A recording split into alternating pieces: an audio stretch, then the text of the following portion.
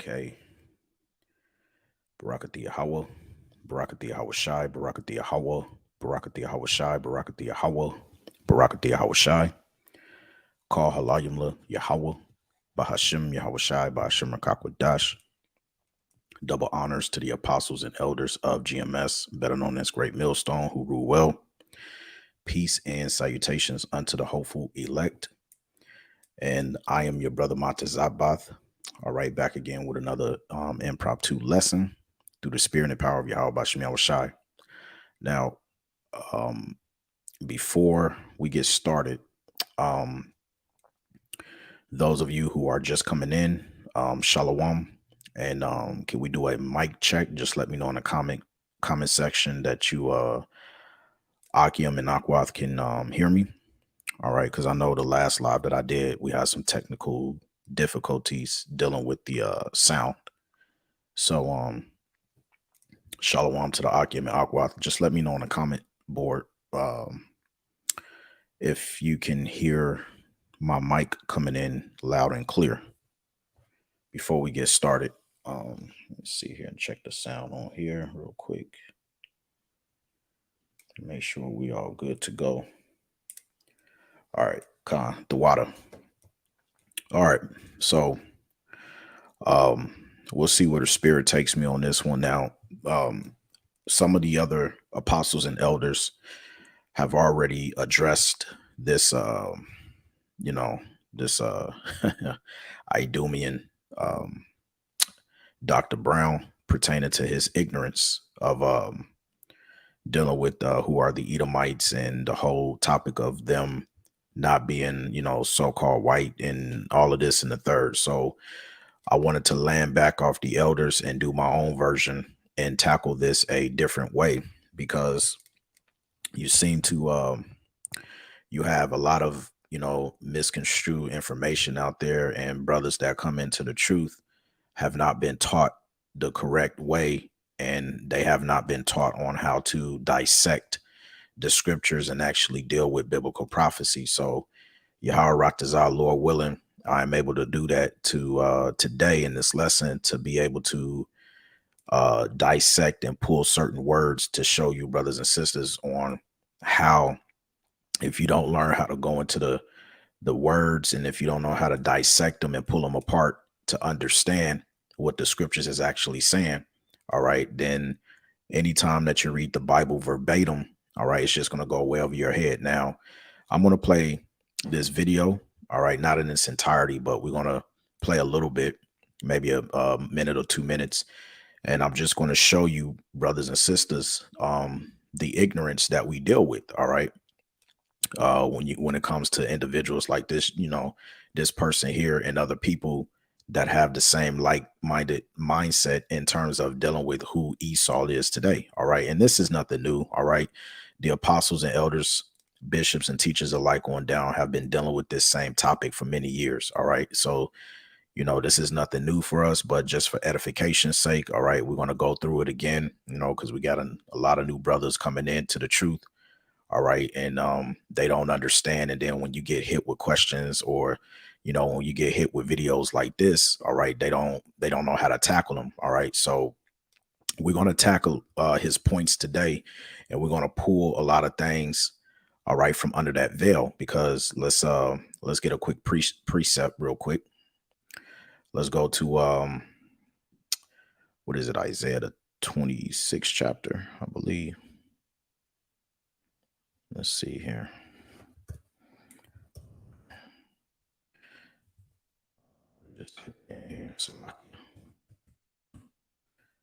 Right, because the world is covered with that veil, man. All right. And the Lord said that he was going to remove that veil. Okay. Yep. This is the book of Isaiah, chapter 25 and verse 7. And it reads, and it says, and he will destroy in this mountain, okay, which mountain, all right, is symbolic to government, the face of the covering cast over all people, and the veil that is spread over all nations. And you see that veil, okay, that is talking about in reference here is the lies, okay, the false pseudoscience, all right, is philosophies, all right, calling people so-called white or so-called black, or they are of this nation, they're yellow, they're Mongolians, or they're Netherlands, and the list goes on. Okay, so we're going to dive in and we're going to uncover that veil. This is the reason why the Bible also says that the man of sin is being revealed. Let's grab that in Second Thessalonians, the second chapter, right? Okay, and it says here, starting at verse 7, it says, "For the mystery of iniquity doth already work. Only he who now let it will let," meaning the Heavenly Father is allowing all of this to happen until, the time comes, until he be taken out of the way. That's right. Because right now, the Lord is exposing, all right, these devils, the Idumeans. Okay. It says here, and then verse 8, "Shall that wicked be revealed?" And he's being revealed in this time, "whom the Lord shall consume with the spirit of his mouth." And how's this devil being consumed? Through the prophets. Okay, starting with the apostles, the bishops, the elders, and teachers alike on down. Okay. And this word, this truth is going out and it's exposing them on all levels. Right. And it goes on to say, "and shall destroy with the brightness of his coming." That's talking about Yahweh Shai Hamashiach. All right. So let's go back over here real quick. And when I play this video, just give me a thumbs up in the comment section that you guys can hear the audio. All right. I want to make sure I've done it right. All right. So without further ado, let's let this play.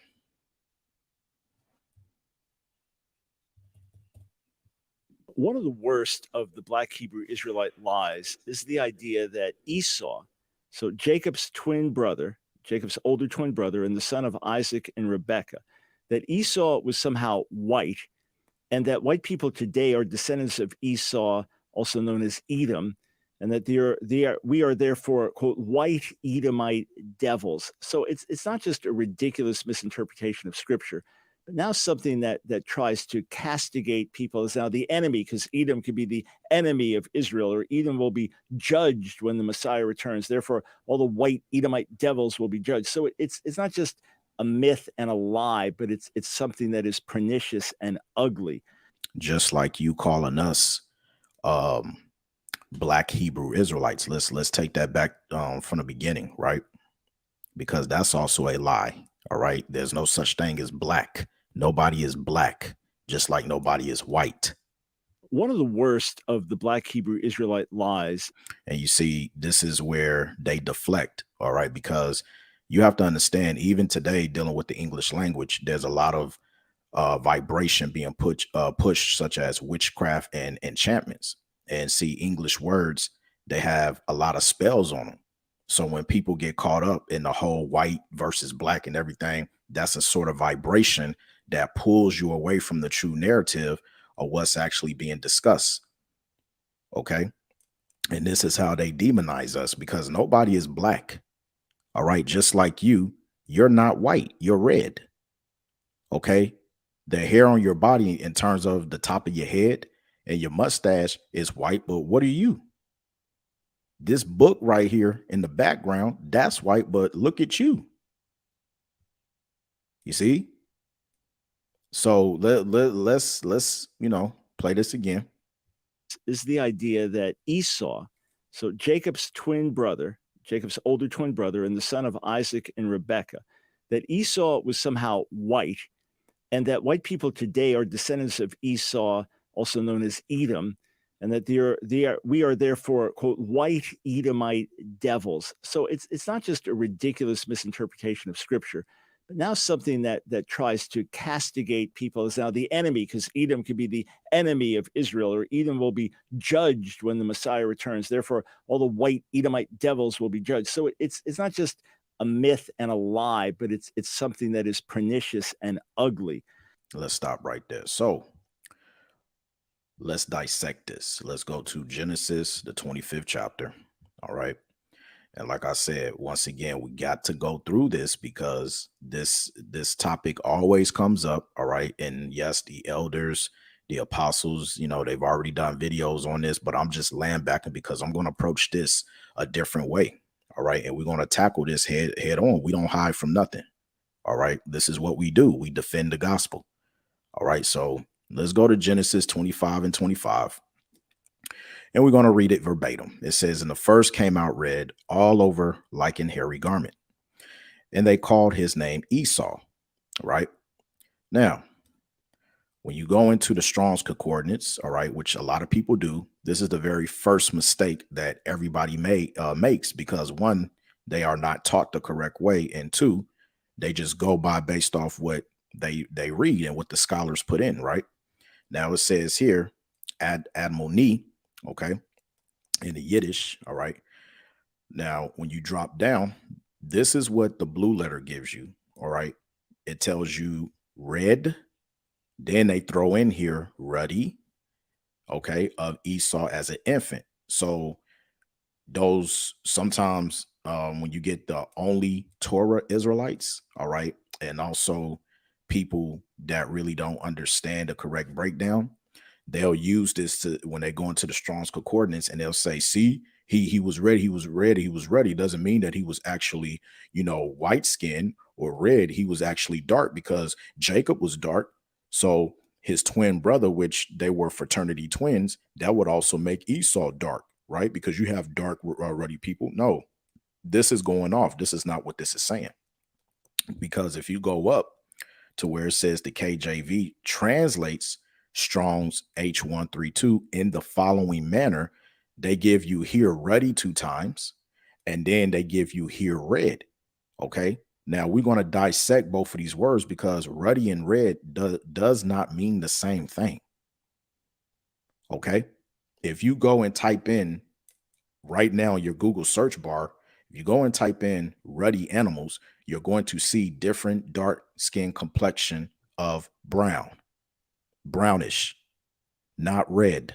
All right. So let's go into the um, root etymology, okay, of the word red. But first, before we do that, all right, this is a PDF form that I wanted to share with you brothers and sisters. Because can everybody see that on the screen? Just let me know in the comment section if everybody can see that on the screen. All right. Just get out of here real quick. All right, maybe everybody should be able to see that. Let me make sure.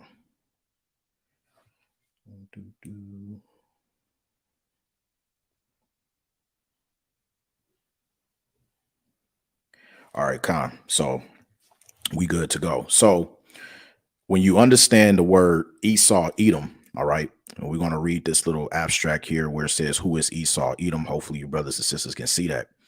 The word Edom is Adawam, all right, which is the correct pronunciation, all right, in the Lashon Kadash, all right, and in Hebrew, okay, and Idumea, the word Idumea is Greek for Edom, which means red. Now, before his name was changed to Edom later on in Genesis, the 25th chapter, all right, Isaac named him Esau. All right. Now, remember, we looked up the word Esau, okay, and the name was Adumi, right? But that's not it. All right. The name is actually Ishashwa, okay, or Ishar in Hebrew, which actually means wasted away is he. Okay. When you look up Ishash on its own means to waste away in the Hebrew. Okay. And then when you add the wa at the end, it simply means he. So you put it together, wasted is he, or wasted away is he. Okay. So to prove that, all right, let's go back here. All right, let's go back to the scriptures. Okay. Now, when you go up to the top, Salaki, not the top, but let's go to Esau, right? Just to prove a point. All right. Now, here they'll tell you that Esau equals hairy. You see that? The blue letter put this in. All right. The scholars put this in, but Esau does not mean hairy because when you go up to the top and you understand the Lashon Kadash, the name is Ishashwa. Ishashwa. Right? Does everybody see that? Now, to prove to you that his name doesn't mean hairy, when you go to the book of Proverbs, the 31st chapter, okay, this is why you have to study to show thyself approved, man. All right, let's look up.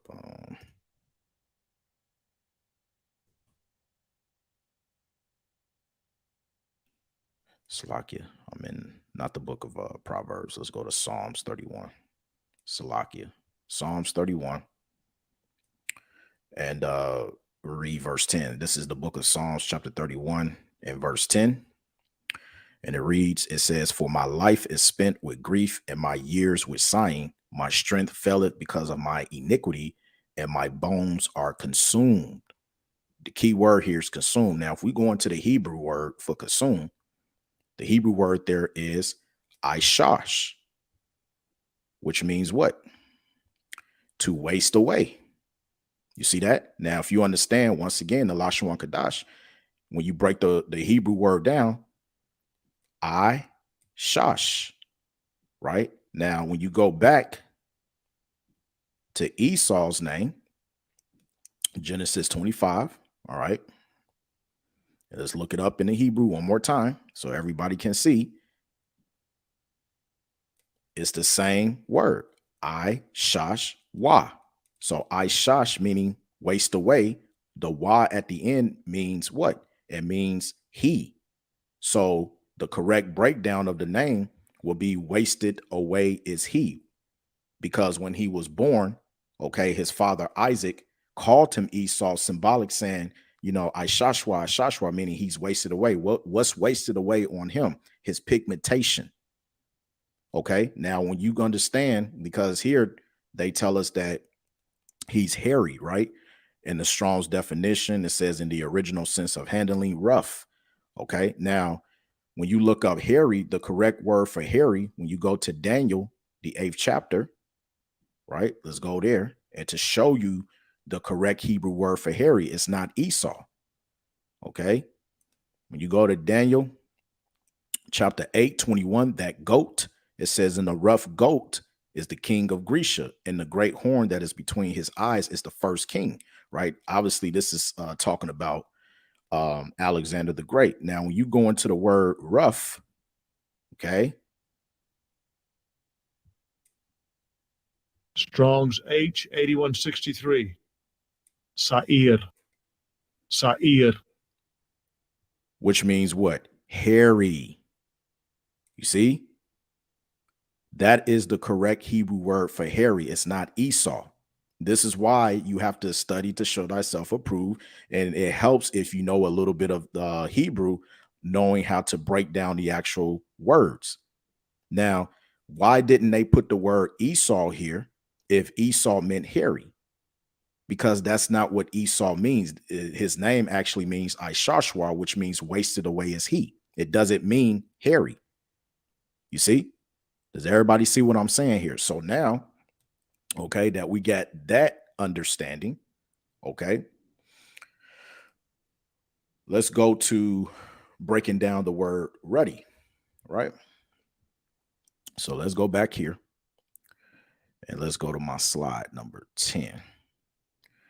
And we're going to read at the bottom, all right? I want to read at the bottom. Now it says the English word ruddy, this is at the bottom of the template, has multiple meanings. All right. And it comes from the Old English rudig, from rudu, redness, related to read red. All right. It says, which comes from Scottish Gaelic and Old Irish word, okay, radu or ra'ad, which means dark, brownish red. Right. This is maybe why some translators, such as the NLT, New Living Translation, okay, which we always say we recommend not to read. We only use it, all right, to show you sometimes in plain English what the verses is talking about, but we don't heavily rely on the NLT. That's why we always tell people to read the King James Version, okay?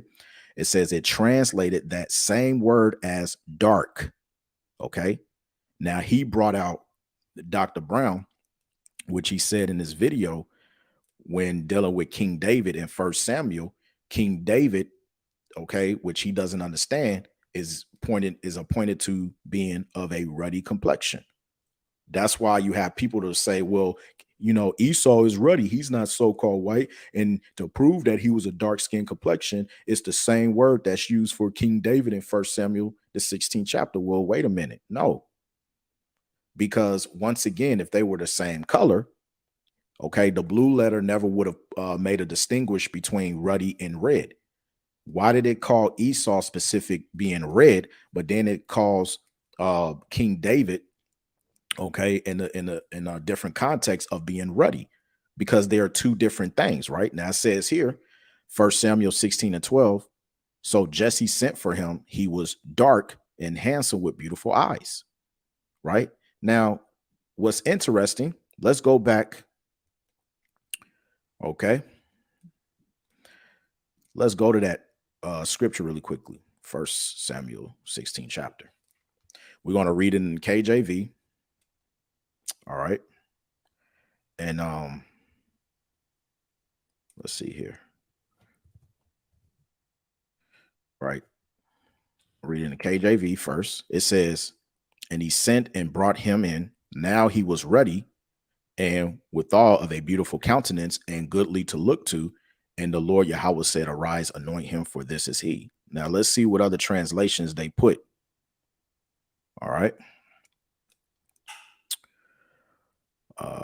Let's see here. Let's go straight to the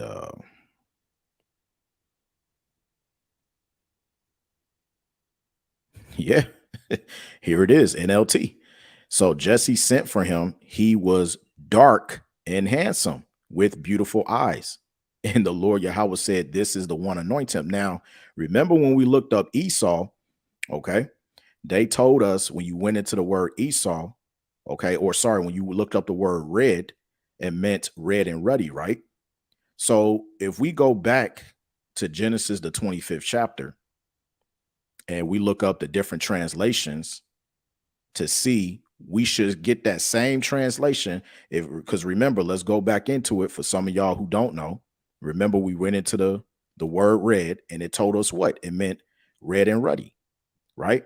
So we should be able, if we're going to go by what the blue letter is saying, we should see a translation, okay, of Esau being dark complexion. So let's see. Let's go to different translations. Let me see. Let's go to the NLT, because apparently, according to blue letter, red and ruddy is the same thing, right? So let's see. NLT says the first one was very red at birth and covered with thick hair like a fur coat. So they named his name Esau. Now, fancy that. If Esau was the same complexion as King David, it shouldn't be red here. It should be what? Dark.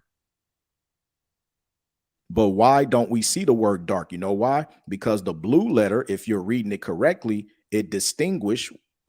Let's go back to it. If you understand it correctly, that's why I said you have to pay attention and learn how to read between the lines. It clearly tells you here that they translate this word in the following two different manners. So it only shows up one time in the scriptures as being read to distinguish that this is exactly how Esau looked. But the other two times where it's mentioned as ruddy is specifically describing something else. Now, when you click on ruddy, it gives us those two scriptures, 1 Samuel 16 and 12.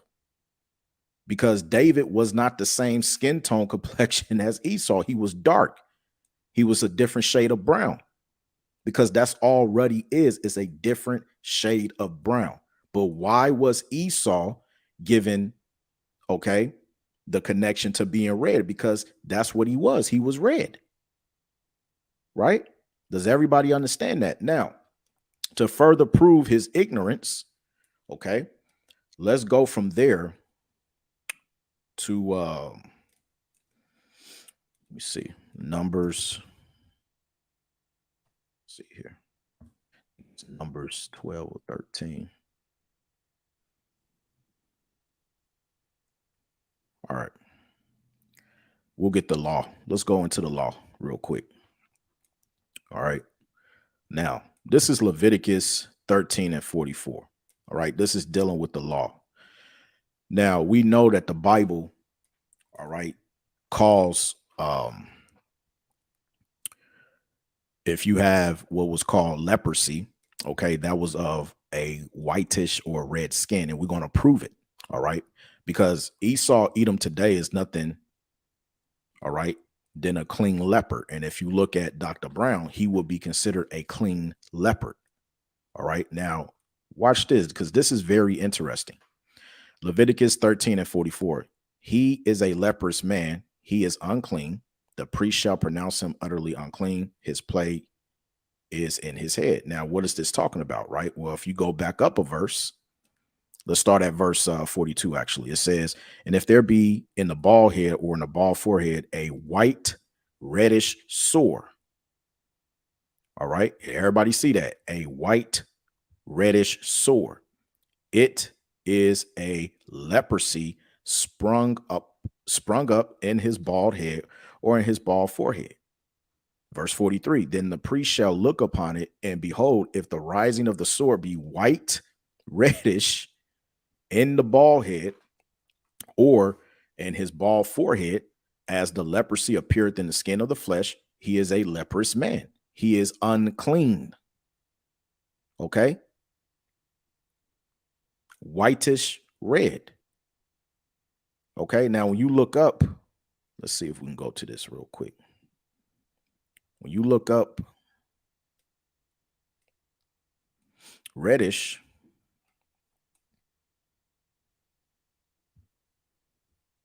Strong's H125, Adem Dam. Adem Dam. okay, is dealing with, when you go into the Jacinius Hebrew Chaldee lexicon, okay, reddish, and speaking of the spots of leprosy, which are described as being white, reddish. Now, what's interesting, okay, if we go to the account dealing with Miriam, which we're going to go there, Numbers 12 and 10. Okay, when Miriam went against her brother Moses, what happened to her? Numbers 12 and 10. And the cloud departed from off the tabernacle, and behold, Miriam became leprous, white as snow. And Aaron looked upon Miriam, and behold, she was leprous. Now, let's see what that would have looked like back then. Here is an image, okay, of a dark-skinned person with leprosy. Whitish red. Can everybody see that? Okay. Because this back then in the ancient world was considered unclean. Okay. Now today you have something that's called New English or New Speak, where they've changed the meaning of words. So now what they'll tell you is when you look up leprosy, okay, it doesn't mean what the Bible calls it to mean. It means something else. Now, the new word that they have for this, I believe, is called vitiligo, or however you pronounce it. All right, which is what they describe Michael Jackson having when he had the skin disease. Okay, that's the new speak terminology that they put on it. They don't call anybody as of today leprosy. You see what I mean? You see, that's why you have to watch these devils, man, because they slick with words. And if you don't understand by looking up certain words, okay, it's not going to make any sense to you. Because this picture, this image right here gives us a clear indication, okay, of what, the Lord told Moses when he wrote the Torah, okay, and when he wrote that little part, that we read in Leviticus, the 13th chapter, okay, when a person is unclean or having leprosy, we can start to get a full image of what actually happened to Miriam when she was turned leprous, white as snow.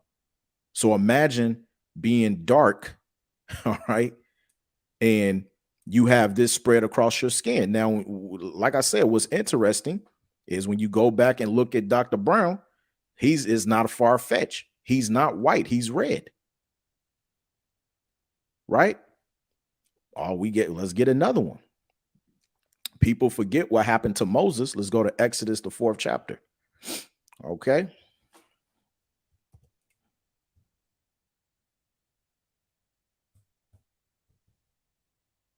Exodus 4 and 6. And the Lord Yahweh said furthermore unto him, put now thy hand into thy bosom. And he put his hand into his bosom. And when he took it out, behold, his hand was leprous as snow. Proving what color or skin tone complexion, I should say, do you brothers and sisters think Moses was when the Lord told him to put his hand in his bosom? And when he took it out, it became white as leprous as snow. You see, the scriptures is always on point, but people cannot spiritually discern. Right? So his whole argument surrounding that, well, Esau could not have been white, is no, you lost. And I haven't even gotten deeper into this. Right? Let's go back to the PDF here. Okay. Now it says this is maybe why some translations, such as the NLT, I recommend not to read, translated that same word as dark, which we've already proven when we looked up King David, right?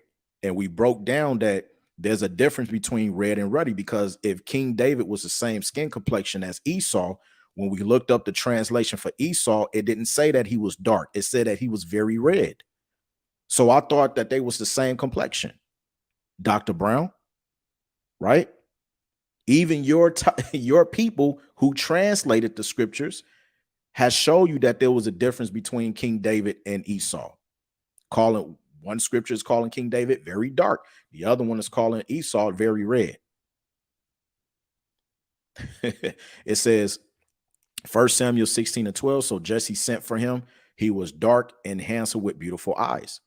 It says Ancient and Modern Britons, Volume 2, which you can look up, by David McCritchie, page 377, states again, it was noticed that the adjective rud, or as we pronounce it in English, ruddy or red, signifies both black or tawny, brownish yellow, where the word tan comes from, and red or ruddy in the Western Highlands. You see, it says ruddy also means dark brown to light brown, yellowish color.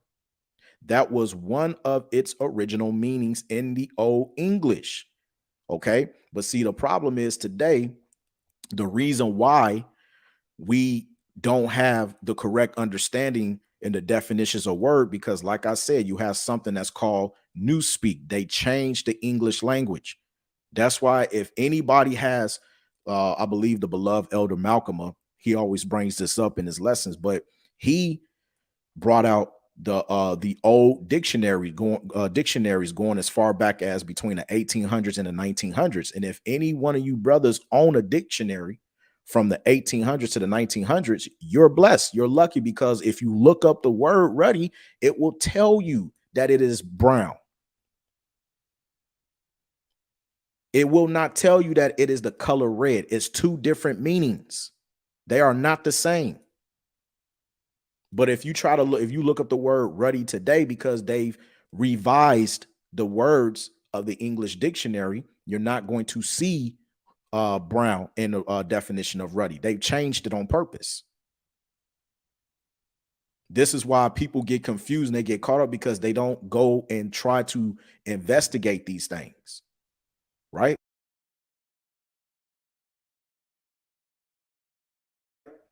Salakia. Let's go back here. All right. So it goes on to say, in the book Nature Knows No Color Line, which is a very great book, I recommend it. You can order it off of Amazon. It says by J.A. Rogers, page 73, states mulattoes were called tawny Moors. Okay. Or tiny Moors. A mulatto is a person of color with light skin. Moor means black or dark. Tawny again means brownish yellow. Okay. And today, All right. The terminology that you would use or call that person is red bone. All right, which we gonna get. It says this is why black people or so-called black people can be called ruddy or tawny, meaning red or yellow. They used to call light-skinned so-called black guys yellow niggas, and that's correct because Malcolm X was called a yellow nigga. We're gonna show you. It says they also call many blacks down south red bone. All right. What's a prime example of that? What's that girl name? Ice Spice, that artist. She will be considered today what? Red bone. Right? It says another way of saying they are ruddy. Okay. It says ancient and modern Britons, same page, called tawny people red people. The white man called native Indians red or redskins, but we know they are brown. You see, and this is why the Bible tells you Esau is a damn liar. Let's get that in the scripture. He is a physician of no value. Right? Let's go back to here. Let's get that in Job. All right, this is the book of Job, chapter 13 and verse 4. All right. It says, but ye are forgers of lies, because that's all Esau does. He's just a damn liar. Ye are all physicians of no value. Okay, because the scriptures tells us about you. When you are born out of the womb, you come out speaking lies, right? Psalms 58:3, the wicked are estranged from the womb. They go astray as soon as they be born, speaking lies. Okay, this guy right here. All right, Dr. Brown has absolutely no idea what the hell he's talking about, man. No idea what the hell he's talking about. All right, so let's go back because we got some more, man. Got a little bit of meat, right? It says here, Adama Strong's H119 also means to be fair, to be beautiful, to be handsome. Okay, fair in an old English word from the word figure, okay, meaning beautiful or pleasant. Because even if you look up, there was a clip. How many of you brothers and sisters seen that movie that Denzel Washington played when he played Malcolm X? And there was a scene, all right, where when he was in prison, he went up, the guy took him to the library and he told him to look up the words. So when he started looking up the words in the dictionary and he looked up the word white, all right, it showed how white symbolizes purity, good, all of this. And he was like, well, wait a minute, that's a damn lie. And the guy told him the words, these words are true, but you have to go behind the words in order to beat them at their own game. And this is what we're doing. We're going behind the words, okay, by looking them up. All right. So that because this is not checkers, this is chess. And the only way we're going to continue to prove this sound doctrine is by staying on Esau's ass. Because right now they have been found out and they trying to do everything within their power to keep us in a dumbed down state. That's why they want to continue to use words such as black and white. There ain't no such thing as black and white, which brings me to my next presentation. So let's go from there. Okay. And we're going to come over here. All right. And this is from a lady, all right, that wrote the book Birth of a White Nation, which her name is Jacqueline Batalora. All right. And anybody can look this information up, because what you're going to find out is in her book, all the information that she's brought out actually links and matches up with biblical prophecy. And we always tell you, brothers and sisters, when you go and do your due diligent research, learn how to separate the meat from the bone and filter everything that you are looking up pertaining to secular history back to the prophecies that are written in the Bible, so that you can get a further understanding of where we're at. Right. So let's have a listen to this introduction really quickly.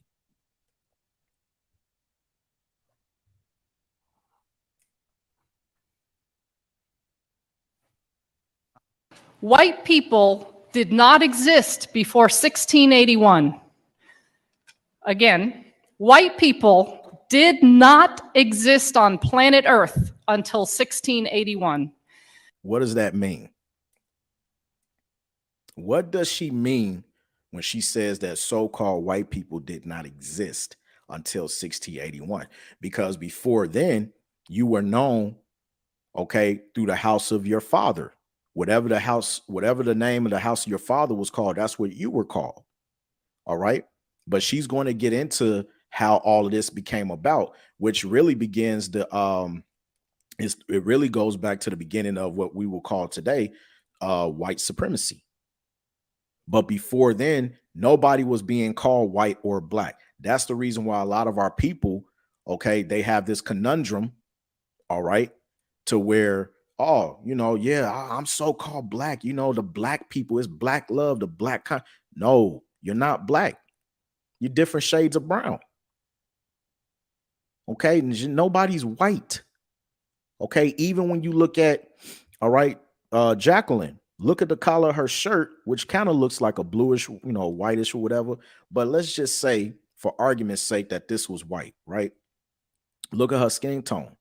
Even over here in this video over here, if you look at the picture, look at the collar, right? The collar looks white, but look at the skin tone complexion of her, right? So, let's continue. Number two, any claim that this group called white people, any claim that that group is rooted in biology or derived from genes or biology or is innate or is from nature is a lie. Third and final point. As a matter of foundational law, actually, let me say it this way.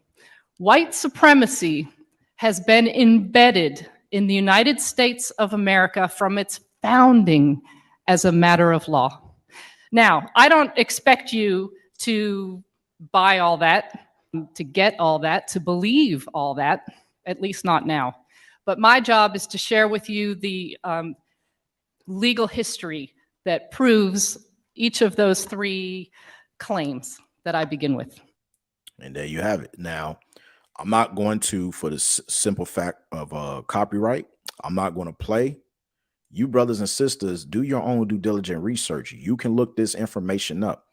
Now, if you're going to watch the video, I believe it starts under the seeds of the rebellion in Nathaniel Bacon, which was responsible, all right, for the state of Virginia changing the law and calling people and putting a separation between so-called blacks and white. Okay. So y'all brothers and sisters, y'all can go and watch that on your own time. But for, for the sake of this lesson and not being strike for copyright, I'm not going to play it all. But there it goes. She broke it down. Okay, they'll be before until 1681. Going back before then, nobody was being called white, man. Nobody at all was being called white. All right. So this whole, terminology of things is dumbfounded. All right. But here it is. This is the same guy that had a debate with Gorilla Hebrew from Sakari. Okay. Which in my opinion, he lost. All right. And he actually ran from some of the points that Gorilla Hebrew brought up that he did not ask. All right. Because this is the same person that'll tell you that the people that are over there in the land today are the real people. But guess what? The reason why you're upset is because, all right, your people has been found out. Right? Your people has been found out. So with that being said, okay, because this is another claim, oh, it's okay for anybody outside the so-called Negroes, Latinos, and Native Americans to claim themselves to be of the true people of the Bible, just like you did the Ethiopians, calling them Philistia Jews, right? Even though they are also of a dark-skinned complexion. You had no problem with that when they came to the forefront, and you even went as far as to accept them to come back to the Holy Land, right? But the moment the so-called Negroes, Latinos, and Native Americans wake up to who they really are, that there's a problem. Oh no, you guys can't be Israelites. No, that's just no, right? And this is the same problem that we continuously run into each and every time. When the truth comes out, they get butt hurt, right? Well, let's go. Let's see, how do I want to do this, right? Because they'll tell you that the Edomites were done away with, right? Now, when you get Malachi, the first chapter, this is what they failed to realize. Let's get Malachi chapter 1, verse 4. And with that, I'm going to read it in the NLT. Let's read it in the NLT. Malachi 1 and 4. And it reads, Esau's descendants in Edom may say, we have been shattered, but here's the key part. We will rebuild the ruins. But the Lord of the heavens of armies replies, they may try to rebuild, but I will demolish them again. And we asked this question to Dr. Brown and many of these Edomite scholars, including Vocab No Precept Malone.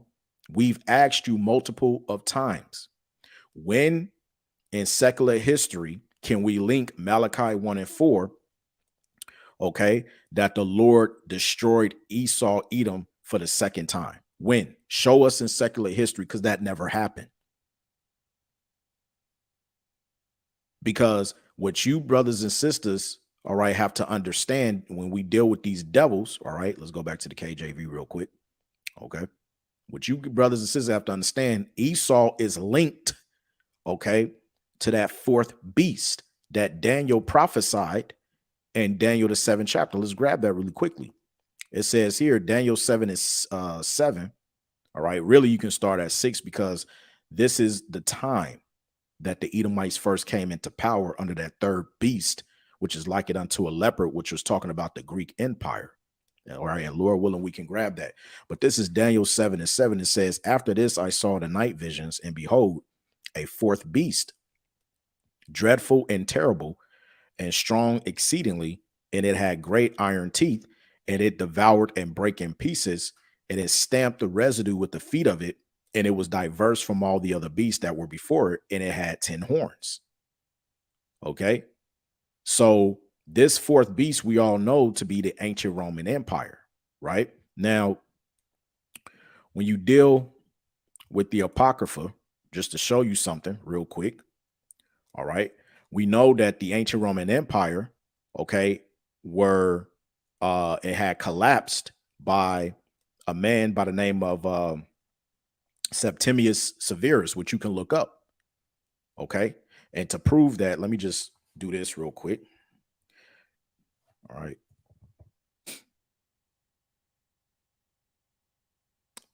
Let's go here real quick, just to prove what I'm saying. All right. Because the scripture says prove all things. But when you look up, when you look up Septimius Severus, all right, which they deemed him as Rome's first African emperor, but he was actually an Israelite. All right. It says here in AD 193, Lucius Septimius Severus was named ruler of the Roman Empire, and in doing so became Rome's first so-called African emperor. After emerging victorious from a period of civil war, Severus expanded the border of the empire to new heights, ushered in a period of imperial transformation, and founded a dynasty. This began our rulership. All right. This was the beginning around the Byzantine Empire, when we ruled for 1,000 years. Because when you get, now let's go back here. When you get Revelation, the 20th chapter, all right, and it breaks it down for you. All right. When you get Revelation 20, it says, and I saw an angel come down from heaven, having the key to the bottomless pit, which represents Europe, for its lack of resources, and everything started there in Europe. It says, in a great chain in his hand, which the chain symbolizes captivity. Okay. Slavery. And it says, and he laid hold on the dragon, which the dragon represents the ancient Roman Empire, that old serpent, which is the devil and Satan, and bound him 1,000 years.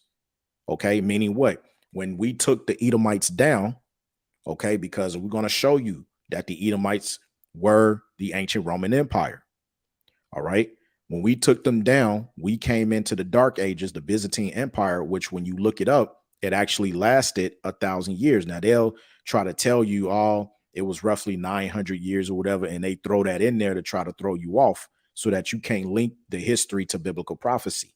Okay. But it actually lasted 1,000 years. It says, and cast him into the bottomless pit and shut him up and set a seal upon him, meaning when the Edomites were taken down and we were risen up to be on top. Okay. What happened was we pushed them into the Caucasus Mountains. All right. It says that he, meaning who? The Edomites should deceive the nations no more till the 1,000 years should be fulfilled. And after that, he must be loosed a little season. Okay. Meaning what? When 1,000 years were fulfilled during the Byzantine Empire, we were taken down. They came back into power. And the proof of that is when you look up, let's get the wild man versus the Moors, the Tawny people, which was our people, right? When you look up the tapestry, okay, and we go through this all the time. This was during the time. All right, let's get this. Let me open this in another tab so y'all can see better. All right. All right, hopefully everybody can see that. Now, during the end of our reign, okay, which was the Dark Ages, these are Israelites. And what are we doing? We're shooting our, bows and everything to the wild man, the Edomites that came down from the Caucasus Mountains. Okay, the red man, okay, who was hairy all over like a hairy garment. Okay, this is secular history that they don't teach you. Okay. This is the image right here.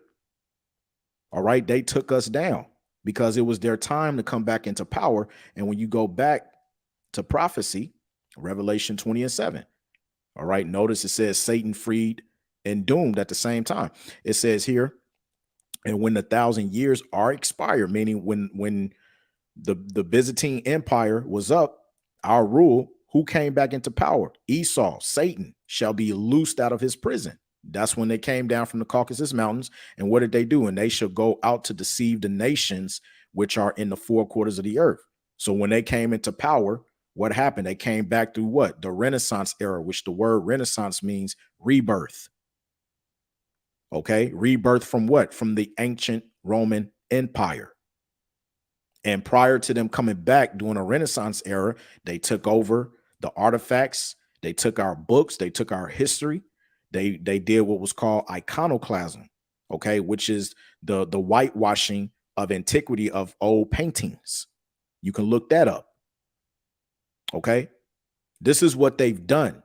And they spent millions of dollars to hide this information and to cover all of this information up. This is why these devils are hurt, because when this truth comes out, they'll try to throw little words and meanings and stuff because they know our people don't read, nor do our people study.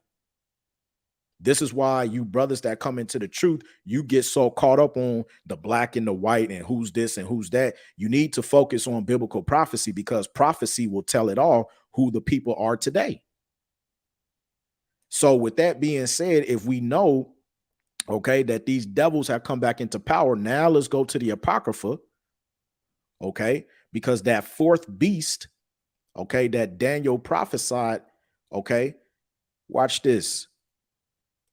This is Second Esdras chapter 11, all right, and verse 39. It says, art not thou it that remainest of the four beasts, whom I made to reign in my world, that the end of their times might come through them?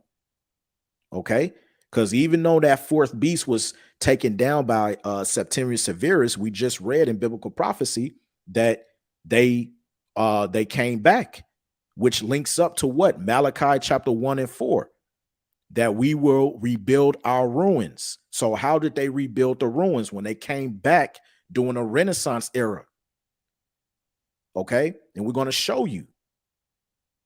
Okay, we're going to prove it. Right? Continuing on, it says in the fourth, verse 40, in the fourth came and overcame all the beasts that were past and had power over the world with great fearfulness. Now you have to spiritually discern what this is talking about, because let's go back to ancient Rome. During the time of ancient Rome, did ancient Rome have great power over the entire globe, the four corners of the earth? No, because during that time, to them, the Western world was not known. Okay, it was not known. They only had control over the Levant region and parts of Europe. They didn't have control of the Western hemisphere until during the Renaissance era. And when the Renaissance era came, you had a person by the name of Christopher Columbus, whose real name is Cristobal Colon. Okay, when he got the commission from one of the priests to be able to set sail over to what they deem as the New World. Why did they call the Western Hemisphere the New World? Because according to them and their records, no man dwelt over that side. But we know the Northern Kingdom was over there, going as far back as the Assyrian captivity. That we do know from secular history, and we can find that also in the Apocrypha in 2nd Esdras, the 13th chapter. So this fourth beast, okay, came back up pertaining to Revelation 20 and 7, the 1,000 years were expired, and he came back to deceive the world. This is how he had power over the world with great fearfulness, and over the whole compass of the earth with much wicked oppression, and so long time dwelt he upon the earth with deceit. Right? That's why it also tells us, okay, let's go from there to Revelation. Okay. So you have to learn how to link, you got to put the prophecies together. Revelation 6 and 4. And there went out another horse. Horse symbolizes power. That was red. And power was given to him that sat thereon to take peace from the earth. So this person who was given power was known as red. There's only one person in the scripture that's described as being red. Who was that person? The Esau Edom. So the Edomites were given power, okay, from the earth, and that they should kill one another, and there was given unto him a great sword. Also, when you go into, Genesis, the 27th chapter, Esau was blessed with the sword. Let's grab that real quick. Okay. Genesis 27, and straight to the point. All right. Esau's blessing from Isaac. We'll start at verse 39. And Isaac, his father, answered and said unto him, Behold, thy dwelling shall be the fatness of the earth and of the dew of heaven from above. All right. Because Esau was going to get his blessing. But verse 40 says what? And by thy sword shalt thou live, and shalt serve thy brother, which they did during the time of King David, and shall come to pass when thou shalt have the dominion, that thou shalt break his yoke from off thy neck. And that happened. Okay, because during the time of the Babylonian Empire, okay, they joined up with the Babylonians in praising our downfall. And the Edomites are linked to the daughter of Babylon today, right? Let's prove that. Right? Let's go to Psalms 137. Right? Psalms 137, starting at verse 7, it says, Remember, O Yahweh, the children of Edom in the day of Jerusalem, who said, race it, even to the foundation thereof. O daughter of Babylon, who art to be destroyed. Happy shall he be that rewarded thee as thou hast served us. So the Edomites are linked to the daughter of Babylon, which the daughter of Babylon today is Babylon the Great. Let's go from there to Isaiah, the 47th chapter. Okay. This is the book of Isaiah 47 and 1. It says, Come down and sit in the dust. Dust represents confusion. O virgin daughter of Babylon. Why? Because they're on top right now. Sit on the ground, there is no throne, O daughter of the Chaldeans, for thou shalt no more be called tender and delicate. Now, can we prove that the tribes, both or the kingdoms, both northern and southern kingdom, okay, was going to be under the daughter of Babylon? Absolutely. Let's get let's see here.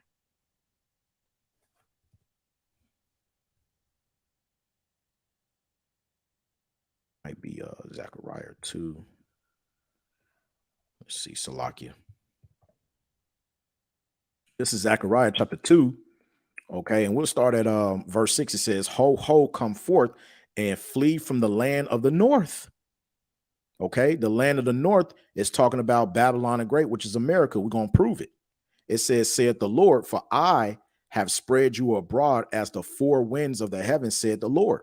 Verse 7, deliver thyself, O Zion, that dwellest with the daughter of Babylon, because the bulk of the tribes will be in America. And the proof of that, let's go from there to the book of Micah, the 4th chapter in verse 10. Right? This is Micah chapter 4 and verse 10. And it reads, it says, be in pain and labor to bring forth, O daughter of Zion, like a woman in travail, for now shalt thou go forth out of the city, and thou shalt dwell in the field. Okay, because remember, between 66 to 70 AD, okay, we went out from Jerusalem. The temple was sacked. Okay, we went into the wilderness in Africa. Okay, and then we went into the transatlantic slave trade to get over to Babylon, which is America. It says, and thou shalt go even to Babylon. There shalt thou be delivered. There the Lord shall redeem them from the hand of thine enemies. So the prophecy stated that we was going to go to Babylon. Now, when you think of ancient Babylon, okay, we wasn't delivered from ancient Babylon because we went from there to the Medo-Persian Empire under captivity. So this is speaking of a future Babylon that we was going to go to. And also, when the time comes, we was going to be redeemed, delivered from Babylon. And this is talking about America. So Babylon the Great is tied to that fourth beast, okay, which goes back to what? Let's get Revelation, the 13th chapter. His deadly wound was healed. It's very simple how this works when you put all the prophecies together, right? This is Revelation. We'll start at, this is Revelation 13:11. It says, and I beheld another beast coming up out of the earth and had two horns like a lamb.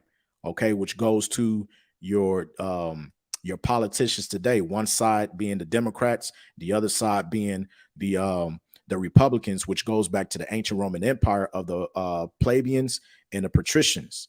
It says, and he spake as a dragon, and he exercised all the power of the first beast before him, and caused the earth and them which dwell therein to worship the first beast, whose deadly wound was healed.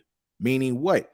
The ancient Roman Empire is back here again today through the revival of America. America is the revival of the ancient Roman Empire. Okay? That beast is speaking. So now let's get this video up. All right, real quick.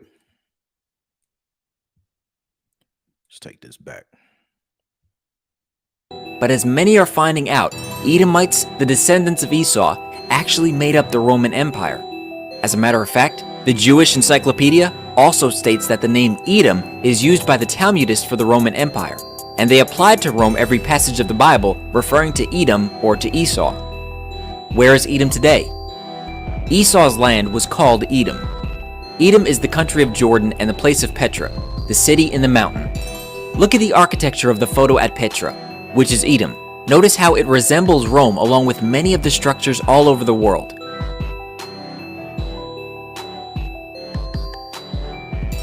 Once again, Malachi 1 and 4, okay, which states what? That they was going to, even though they were impoverished, they was going to what? Return and build the desolate places. Does everybody see this? If you can't see this through the spirit, the Lord ain't dealing with you. They would return and build the desolate places. So vocab alone, explain to me, how can the Edomites be done away with when the prophecy states that they was going to rebuild? In the mountain. Look at the architecture of the photo at Petra, which is Edom. Notice how it resembles Rome along with many of the structures all over the world. Once again, they would return and build the desolate places. All right. And you devils, your time is up. You've been found out. All of this information, all right, is being brought to the light. That covering cast, okay, is being unveiled right now, is being revealed of who you devils really are. Let's continue.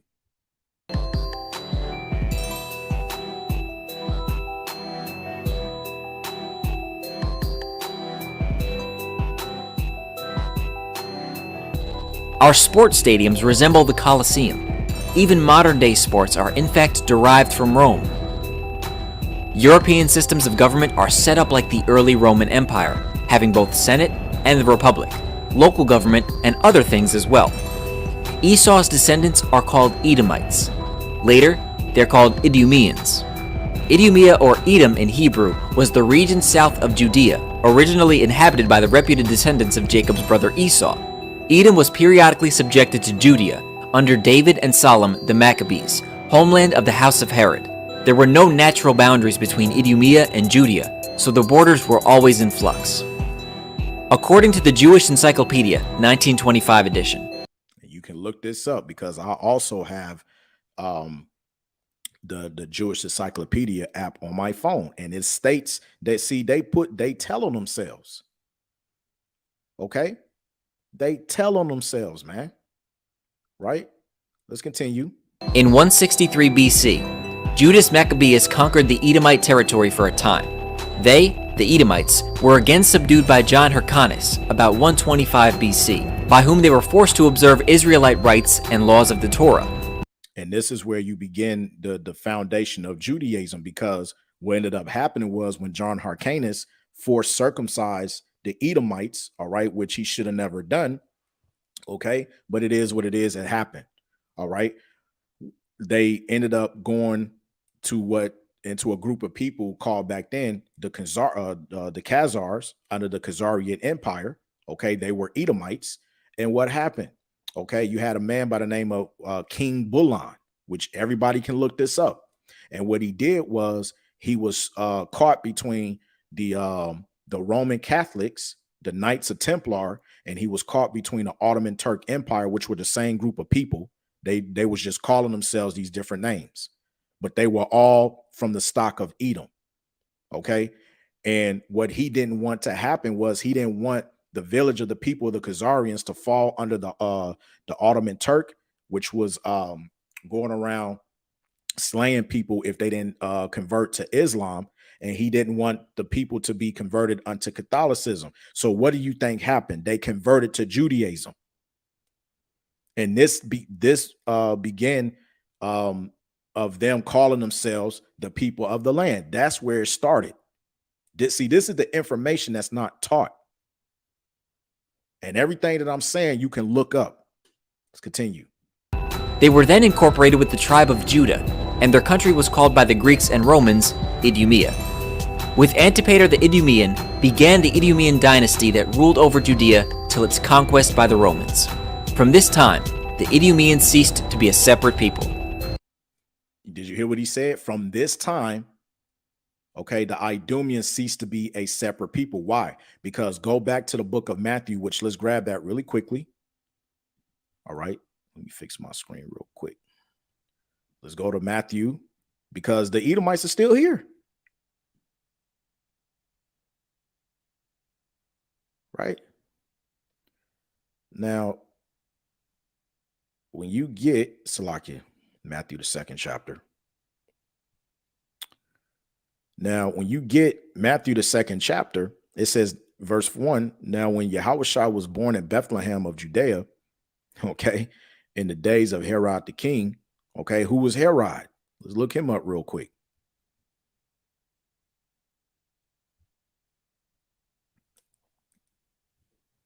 Okay. Okay, Herod, which means heroic. It says the name of a royal family that flourished among the Jews in the time of Hamashiach and the apostles. Herod the Great was the son of Antipater of Idumea. Okay, so the Idumeans, they were your Romans. But what happened was, like he said in the video, okay, once they took up on that name and they were incorporated in the Judah, okay, that family flourished all the way up until when they appointed themselves, okay, ruling over the people of the Jews, okay. that name seemed to have cyst. Salaki, slip of the tongue. Basically, they didn't call themselves Idumeans. It just slipped away. That's why they'll throw out things and say, well, the Edomites, they no longer exist. We have no record of them since going back to, they'll say going back to the Babylonian period. But as we can see here, they were still around during the ancient Roman Empire. So how were they done away with during the Babylonian period when it clearly tells you that Herod was a damn Idumean through his father? Because we know, pertaining to Numbers 1 and 18, the pedigree is determined by the house of the fathers. And so you see, this is why we do these lessons, right? Let's go back to the video. Therefore, Let's take that back a little bit, because he said a whole lot, man. He said a whole lot. Let's take this back just a tad bit. 25 edition. In 163 BC, Judas Maccabeus conquered the Edomite territory for a time. They, the Edomites, were again subdued by John Hyrcanus about 125 BC, by whom they were forced to observe Israelite rites and laws of the Torah. They were then incorporated with the tribe of Judah, and their country was called by the Greeks and Romans Idumea. With Antipater the Idumean began the Idumean dynasty that ruled over Judea till its conquest by the Romans. From this time, the Idumeans ceased to be a separate people. Therefore, Edom later became known as the Roman Empire. With the sacking of Rome by the barbarians came the mingling or spoiling of Esau's seed, thus fulfilling the prophecy of Jeremiah 49:10. But I have made Esau bare. I have uncovered his secret places, and he shall not be able to hide himself. His seed is spoiled, and his brethren and his neighbors, and he is not. It's a damn shame. But as many are You got your own Edomite that's telling on y'all. And what does the scripture say? Let's get that in Psalms, the 55th chapter, man.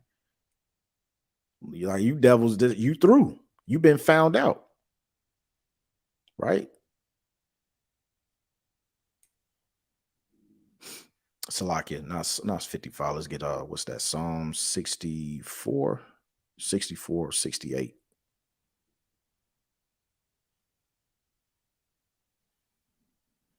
Yep, Psalm 64 and 8. So they shall make their own tongue to fall upon themselves. All that see them shall flee away. And is that not happening today?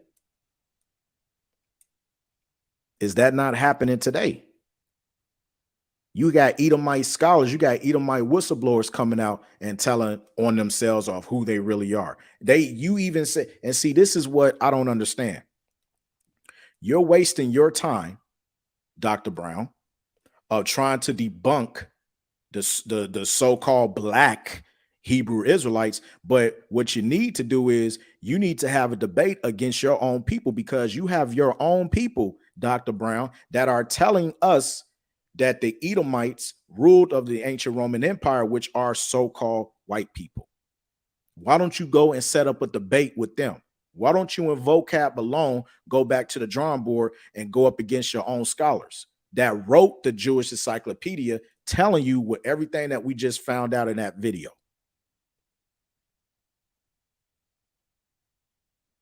Everything we just found out in that video. Instead of sitting up here worried about what we saying, we bringing out truth.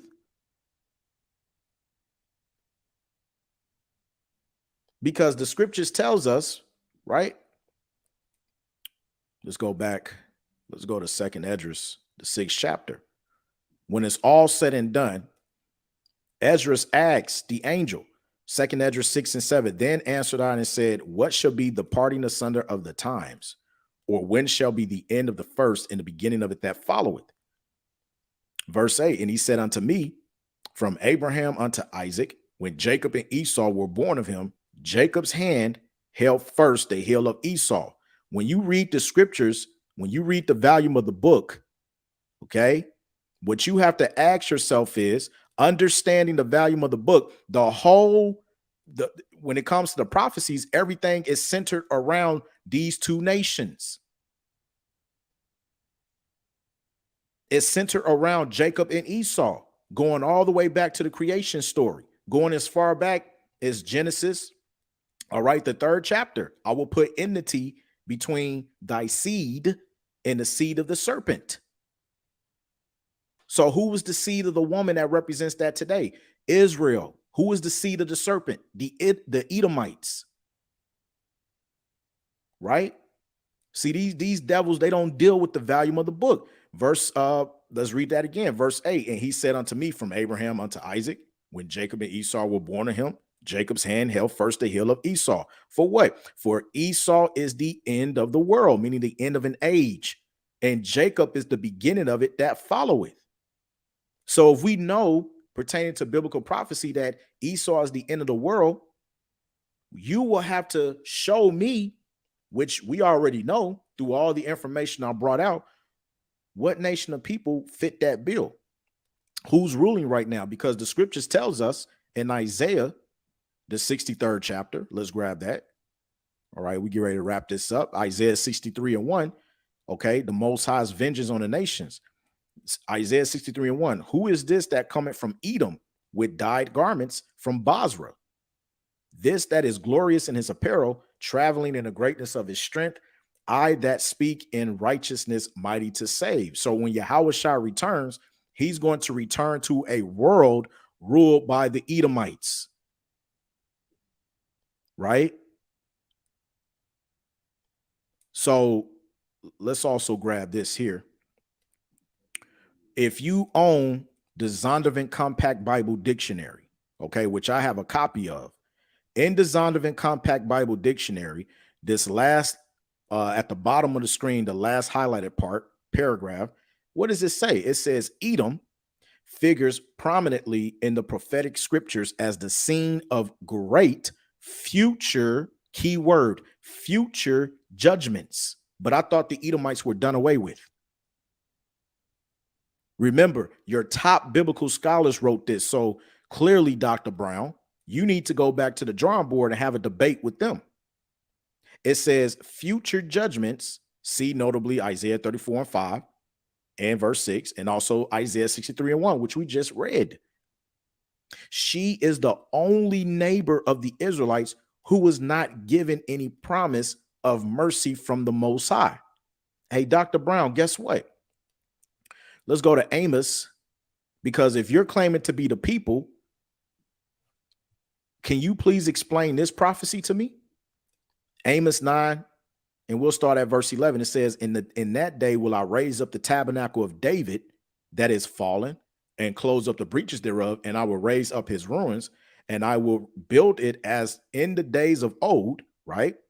That what? That they may possess the remnant of Edom and of all the heathen. You said to Gorilla Hebrew during your debate with him that you were the true people of the land. So, but according to your scholars and according to your people, because there's a video that's going on in TikTok right now, all right? But according to your own people, you guys are not even supposed to be in the land. None of the Israelites is supposed to be in the land until Yahushua comes back and redeem us and puts us back in the land. So if you're claiming to be the true people, Dr. Brown, I need you to explain, where's your possession of Edom? Where's your possession of all the other heathen nations?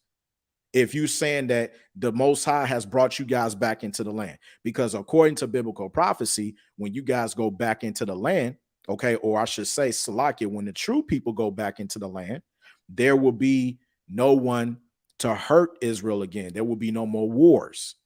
Israel will be quiet. You guys are still dropping bombs, okay, on Gaza, Palestine, and the list goes on.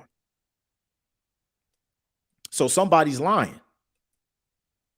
Where is your possession of the Edomites right here? Because you're contradicting yourself. First, you had your little scallywag vocab, no precept Malone say what Esau was done away with, right? Then you come up on a debate with Gorilla Hebrew and say, oh, well, we're the people of the land. Okay, yes, we had the Balfour Declaration signed in 1948 and this bop and all of that, right?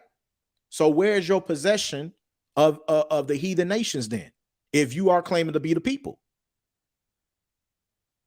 Because according to biblical prophecy, okay, when the tabernacles of David is risen up and brought back, you're supposed to possess all the heathen nations as an inheritance under Yahweh Shai. So if you see this video, I would love for you to respond to that, Mr. Brown. I would love for you to break that down. Where are your possessions of the other nations? Why don't you possess them if you are the people and prophecy has already been fulfilled of y'all getting the land?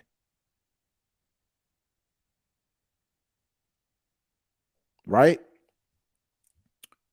And I don't think there's anything else. Matter of fact, yes, there is something else. So let's go back. Let's go back to real quick. I think it was Leviticus, the 13th chapter, dealing with, oh, Esau wasn't white. Okay. All right. We'll let you believe that, man. We'll give you that one. Okay. Now, let's see here. There's something else that I wanted to show you, brothers and sisters, really quickly.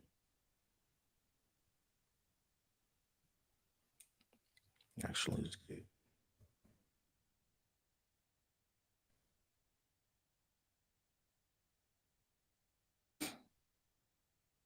You go into this word. When you go into the word white, dealing with lepers. Okay. And anybody can look this up. On a jacket. Hold on. Let's see here. Yep. When you go into this word white in Leviticus, the 13th chapter, all right, because when you deal with lepers or leprosy in the Bible, it's said to be a whitish red, right? In the Brown Driver Bricks lexicon, okay, when you go into it, all right, it says here, white of wood under bark, all right, meaning what? Now, remember, I didn't already showed you, brothers and sisters, okay, this is the best depiction, all right, of what happened to our people, such as Miriam, okay, even Moses when he stuck his hand in his bosom, all right, was white as leprous as snow. Now, when you deal with this, okay, white of wood under bark, okay, what that's a depiction of is this right here. Okay, can everybody see that? White as wood under bark. So imagine when you cut a tree, what is it? What color is it? Everybody, I know people ain't colorblind. So this also debunks the whole notion that, well, Esau couldn't have been that. No, he was. That's the whole purpose of being red. See, what you're going to find out is, all right, when you look at Dr. Brown, okay, as we said, he is red. He is not so-called white. Okay. And the Bible, you're right. The Bible doesn't say it's white, but through the spirit, when you link the prophecies and you go into the words, such as the, you know, a little bit of the Hebrew, a little bit of the Greek, if you have to, even as far as the Latin, okay, you can pretty much put everything together. And when you deal with biblical prophecy, Dr. Brown, which you clearly don't deal with prophecy, okay, but if you do deal with prophecy, it's not hard to tell the people that are in charge today that are ruling the world with evilness and wickedness. All right. So, you know, that's my little 2 cents on the matter. Like I said, I wanted to just land back off the apostles and elders. All right. So with that, I want to give all praise, glory, and honor to Yahweh, Bahashem, Yahweh Shai, Bahashem Rakakwadash. Double honors to the apostles and elders of Great Millstone, better known as GMS, who taught us this 144% truth. Peace and salutations unto the hopeful elect, as always, the true tabernacle of David, that is. All right. I'm your brother Matazabad. Lord willing, this lesson was edifying. Until the next time, shalom.